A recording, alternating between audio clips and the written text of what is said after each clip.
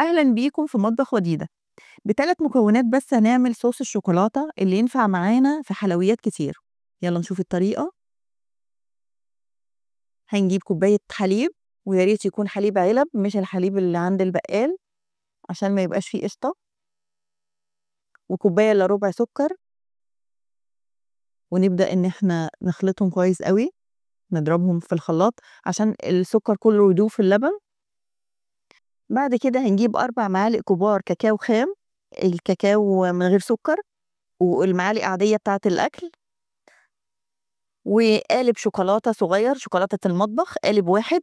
بس الأول هنقطعها بالسكينة عشان تدوب كويس، ونحطها على الخليط اللي في الخلاط، ونبدأ نضربه تاني كويس عشان كل المكونات تتجانس مع بعضها، ومعاها كيس فانيليا. نبدأ نضرب.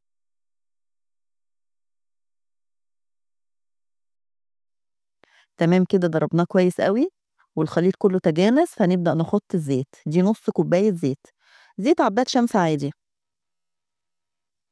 هنحطه، ونبدأ برضو نخلط كويس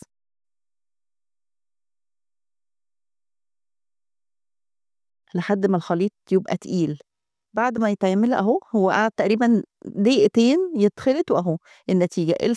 الصوص ده ينفع يبقى على وش الكيك، كيك الشوكولاتة، ممكن يبقى صوص لآيس كريم، ممكن يتعمل ليه حاجات كتيرة قوي.